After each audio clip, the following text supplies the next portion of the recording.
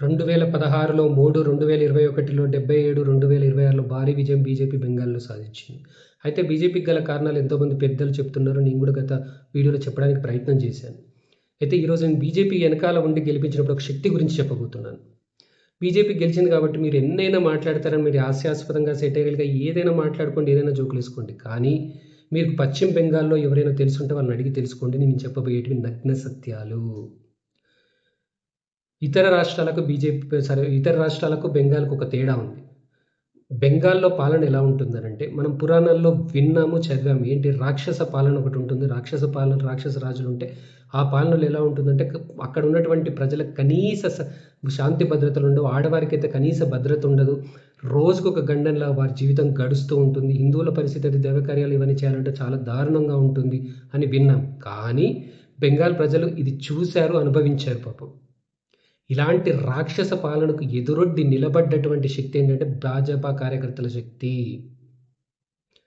ఎన్నికల ముందు, ఎన్నికల సమయంలో, ఎన్నికల తర్వాత అయితే మరీ దారుణంగా ఇతర పార్టీ కార్యకర్తల పైన భౌతిక దాడులు, వారిని కుటుంబాలను బెదిరించడం, వాళ్ళ కుటుంబాలపైన దాడులు చేస్తాం, వాళ్ళ ఇల్లులు కూలగొట్టడం, వారి వ్యాపారాలను నాశనం చేయడం, వారికి రైతులైతే గనక వారి వ్యవసాయాన్ని నాశనం చేయడం, వారి పొట్టకూటికి కూడా ఏం లేకుండా చేయడం, అసలు కనీసం ఉండడానికి ఇల్లు కూడా లేకుండా కూలగొట్టే ప్రయత్నం చేయడం, చివరికి ప్రాణం తీయడానికి కూడా వెనకాడకుండా ఇంత చేయడం ఆ రాక్షసులు చేసేవాళ్ళు.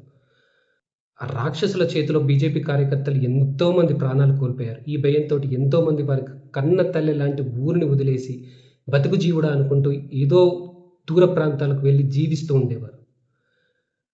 బీజేపీ కార్యకర్తలు తమ ప్రాణాలు పోతాయని తెలిసినా సరే, తమ ప్రాణం ఉన్నా పోయినా సరే అనుకుంటూ దేశం కోసం, ధర్మం కోసం మరియు పశ్చిమ బెంగాల్ బంగ్లాదేశ్‌గా మారకూడదు. ఎందుకంటే బంగ్లాదేశ్‌లో హిందువుల పరిస్థితి చూస్తున్నాం. రేపటి తరాలు అలాంటి పరిస్థితులు చూడకూడదు అని చెప్పేసి దృఢ సంకల్పంతో నిలబడ్డ శక్తి బీజేపీ కార్యకర్తల శక్తి. మీకొక ఉదాహరణ చెప్తాను నేను. ఒక కార్యకర్తను ఆ రాక్షసులు చంపితే, ఆ కార్యకర్త యొక్క వైఫ్ తనే నా భర్త యొక్క సంకల్పం వృధా నా నా భర్త యొక్క సంకల్పాన్ని నేను నెరవేరుస్తాను. నా భర్త త్యాగాన్ని వృధా కానివ్వను అని చెప్పి తను బీజేపీ కార్యకర్తగా మారి, బీజేపీ కోసం ప్రచారం చేసి, మొత్తం టీఎంసీ గుండాలు అక్కడ మేము జెండా కూడా కట్టనివ్వము అనంటే, మీరు ఏం చేసైనా చేయండి, మా ప్రాణాలు తీసినా పర్లేదని చెప్పేసి తన సైకిల్ వెనకాల జెండాలు కట్టుకొని తోటి కార్యకర్తలతో వెళ్ళి జెండాలు కట్టి ప్రచారం చేసి బీజేపీని గెలిపించుకున్నారు. ఇట్లా ప్రతి బూతులు అంటే బీజేపీ కార్యకర్తలు ఉన్నారు. అలాంటి కార్యకర్తల వల్లే ఈరోజు బీజేపీ భారీ విజయం సాధించింది.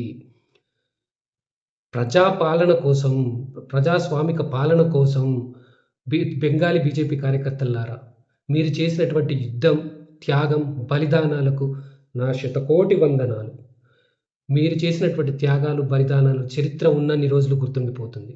బెంగాల్‌లో బీజేపీ రావాలి, బెంగాల్ కార్యకర్తలకు మేము తోడుంటామని ఇతర రాష్ట్ర కార్యకర్తలందరూ దేశం నుంచి వెళ్ళి అక్కడ కార్యకర్తలకు అండగా నిలబడి వీరి ప్రాణాలు కూడా లెక్క చేయకుండా నెలల తరబడి అక్కడ ఉన్నటువంటి పోరాడి నిలిచినటువంటి కార్యకర్తలకు కూడా నా వందనాలు.